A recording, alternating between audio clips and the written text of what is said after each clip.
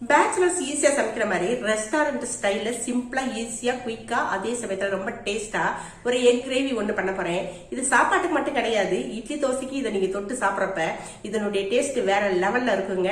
வாங்க எப்படி செய்யலாம்னு பார்க்கலாம். உங்களுக்கு தேவையான முட்டையை எடுத்து அதை வேக வச்சு எடுத்து வச்சுக்கோங்க. இப்ப ஒரு 3 பெரிய சைஸ் வெங்காயம், பெரிய தக்காளி பழம் ஒரு 3 இதை நறுக்கி வச்சுக்கோங்க. காரத்துக்கு தகுந்த மாதிரி பச்சை மிளகா, ஒரு சின்ன துண்டு இஞ்சி, ஒரு 5-6 பூண்டு இதழ் இதையும் எடுத்து வச்சுக்கோங்க. இப்போ மிக்சி ஜாரில் பச்சை மிளகா, இஞ்சி, பூண்டு, வெங்காயம் இதை போட்டு நல்லா அரைச்சி வச்சுக்கோங்க.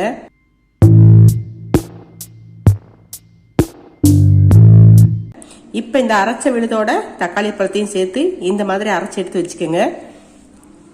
இப்போ முட்டை வெந்திருக்கும், வெந்த முட்டையை எடுத்து அது கூட உரிச்சிட்டு இந்த மாதிரி அங்கங்கே கீரல் போட்டு எடுத்து வச்சுக்கோங்க. இப்போ ஒரு பேனில் எண்ணெயை ஊற்றி எண்ணெய் காஞ்சதும் ஒரு டீஸ்பூன் மிளகாத்தூள், ஒரு அரை டீஸ்பூன் மஞ்சள் தூள் இதை போட்டுட்டு உடனே ஸ்டவ்வை லோ ஃப்ளேமில் வச்சுருங்க. அப்படி இல்லை அப்படின்னாக்கா இந்த மஞ்சள் தூளும் மிளகாத்தூளும் கருகிரும், அது கருகக்கூடாது. இப்போ இந்த முட்டையையும் அதில் சேர்த்து போட்டு நல்லா புரட்டி புரட்டி எடுங்க. முட்டையை நல்லா வறுத்துட்டு அதை தனியாக எடுத்து வச்சுருங்க. இப்போ இந்த எண்ணெயிலேயே ஒரு டீஸ்பூன் சோம்பு, ஒரு டீஸ்பூன் சீரகத்தை சேர்த்து பொரிய விடுங்க.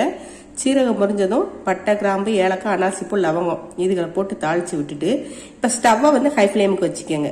வச்சுட்டு இப்போ நம்ம அரைச்சி வச்சிருக்கிற அந்த வெங்காயம் தக்காளி பேஸ்ட்டை வந்து அதோட சேர்த்து போட்டு அதை வதக்கி விடுங்க.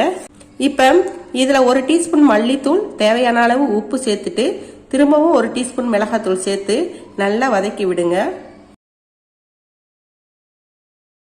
இப்ப தேவையான அளவு தண்ணியை ஊற்றி நல்லா கொதிக்க விடுங்க. தண்ணி நல்லா கொதிச்சு வத்தினதும் நம்ம முட்டையும் அதை சேர்த்து நல்லா கிளறி விட்டு எடுத்துட்டோம் அப்படின்னாக்க ரெஸ்டாரண்ட் ஸ்டைல்ல அருமையான எக் கிரேவி ரெடிங்க.